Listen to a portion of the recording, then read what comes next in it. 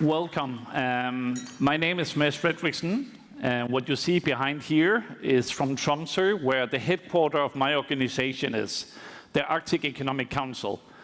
Because today I will speak about the Arctic, and I will mention three things.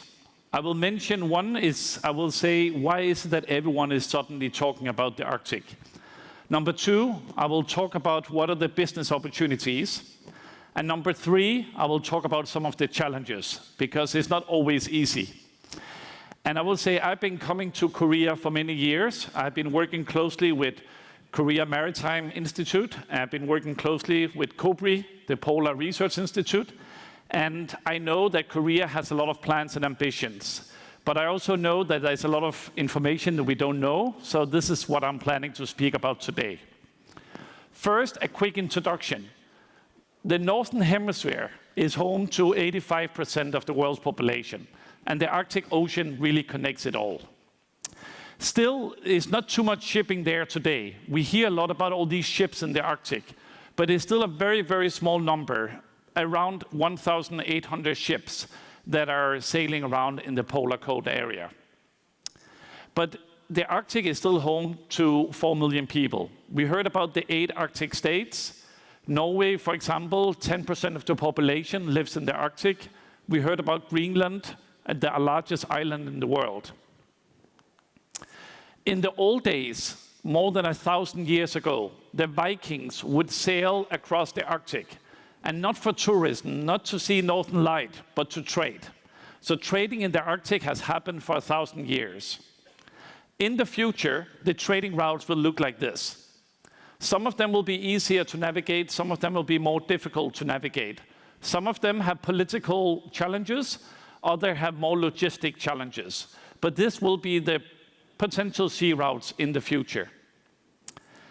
If we look at the numbers today for the Northern Sea route, this is the one along the coast of Russia, we see that it's still very small numbers, and they are not increasing very rapidly. These ships are primarily Russian ships today. There are very few Chinese companies operating there, but the numbers are very small. That's the key point. But there will be more trade in the future. And why is that? There will be more trade because if you look inside of this circle, there are more people living inside of this circle than outside of this circle. They need fish, they need energy, they need raw materials that you can get from the Arctic region. So increasing trade will happen. We also know increasing temperatures is happening. Temperatures in the Arctic rise 3 times faster than anywhere else on the planet. And then we have increasing tensions. We all know in the news that more and more people are talking about the Arctic. And Prime Minister Carney from Canada, he also talked about the Arctic in his speech in Davos. He also spoke about that we are in a time of a rupture, not a transition. But more importantly, he said each country needs to work on strategic autonomy, on energy, on food, critical minerals, and supply chain. And this is where the Arctic comes into the picture. So what is it that we are exporting from the Arctic region? Of course, we have tourism and the Northern Light, but there are 3 main exports. Number 1 is seafood. 97% of export from Greenland is seafood. Second largest export from Norway is seafood.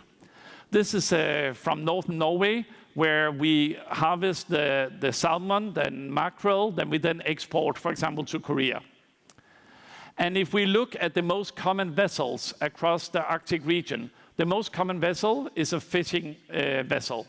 The vessel sailing the longest distance is a fishing vessel. And the vessels driving traffic growth is fishing vessels. So it's really the main export.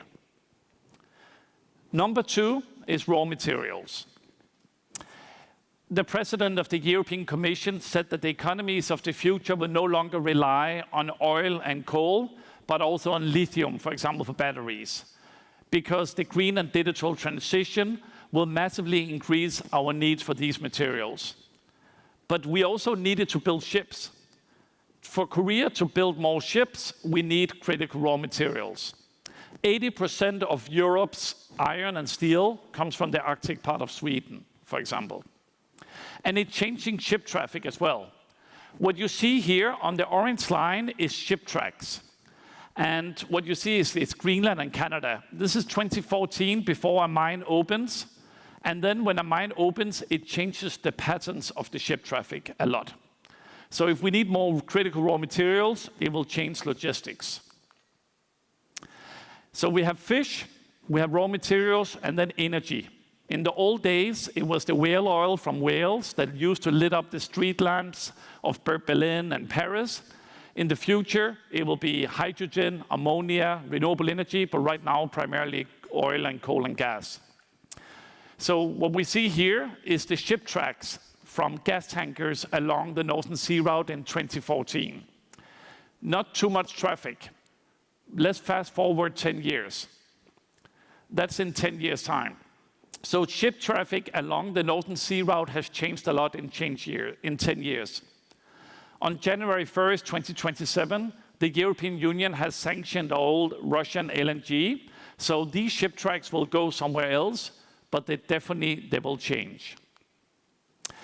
Still, just to say, we have also been seeing an increase in growth of number of European LNG going from Russia into Europe. And this has happened in the past 4 years, no matter what geopolitical tensions there has been. But it's not only in Russia we're talking about energy. President Trump stated in his State of the Union 2 years ago, not the last one, the previous one, that he's working on a gigantic, massive gas pipeline in Alaska with Korea as a partner, with investments of trillions of dollars. Alaska is also in the American part of the Arctic. So let's not only focus on the Russian Arctic, there's also the US Arctic. But it's not all just export and money. There are 3 main challenges that I quickly will mention here. Number 1 is the lack of infrastructure across the Arctic region. According to a US investment firm, we need more than $1 trillion over the next 15 years in investments in infrastructure. This is deep sea ports, satellite, subsea fiber optic cables, etc. Number 2 challenge is investments. Economy of scale. The Arctic region is home to 4 million people, which makes the economy of scale difficult. But there is another challenge.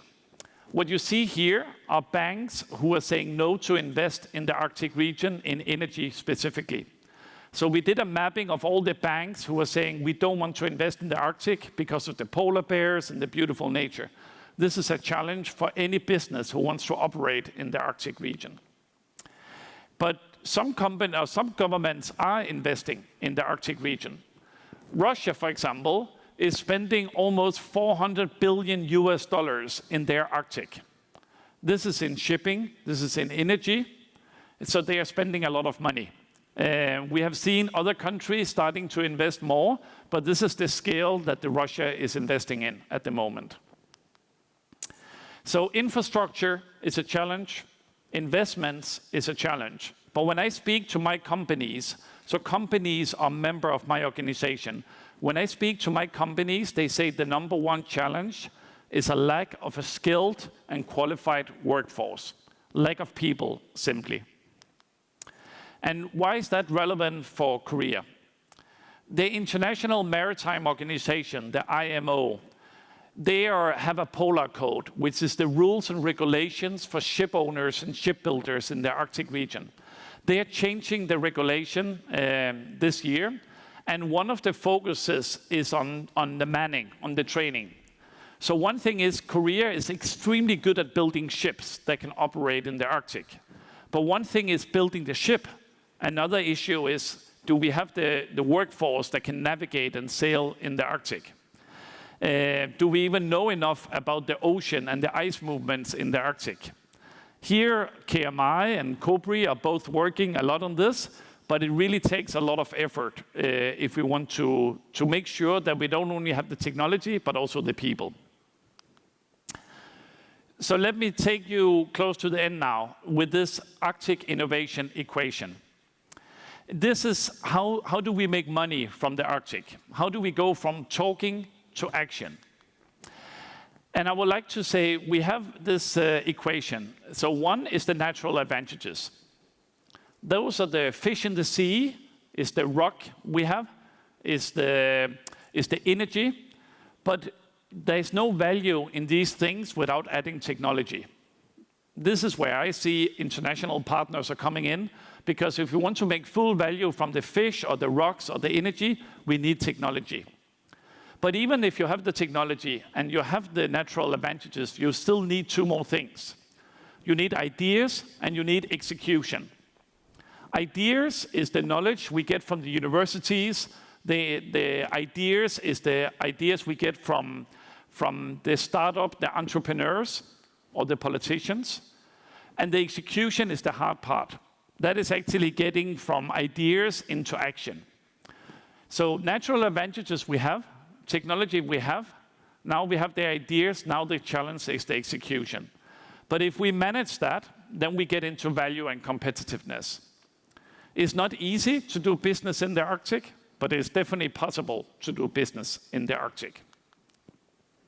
But then we all know, good, we have the ideas, we have the plan, we have everything set in place, and then suddenly one small thing can change every strategy. So every business knows this. Right now, the world is a lot more uncertain than it used to be. And not only for business operators is the world more uncertain, it's also moving at a much faster speed. So you can have all these plans about AI, and then the Strait of Hormuz is completely making your business a lot more difficult to operate. But this can also be an opportunity. We will hear a lot about choke points and how the Strait of Hormuz changed navigation. This actually might change the navigation that people are going to look to the Arctic. The same happened when the Ever Given ship was blocking the Suez Canal, or when the climate change led to a drought of the Panama Canal, that suddenly people were looking to the Arctic. And then finally, my final point is, then where do you start? If you're a Korean business and you want to do business in the Arctic, how do you start? Yes, you got local partners in Korea, you got the embassies, the Arctic member states, embassies here, but it all comes down to trust. Because business in the Arctic happens at the speed of trust. And that's the fastest way to do any business. We are not that many people, 4 million people, and there has been a history for many years of people just coming up, taking resources and leaving. Now it's a lot more about partnerships.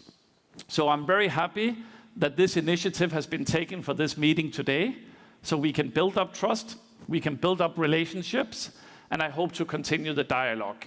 So if any of you want to work more with the Arctic, please do reach out to the Arctic Economic Council. Please do work with the Arctic Council and also work with the institutions that are already there.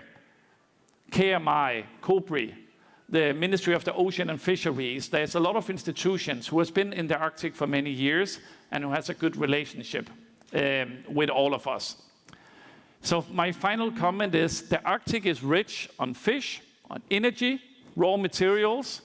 The challenges were lack of investments, lack of infrastructure, lack of qualified people, but it is still possible to do business there.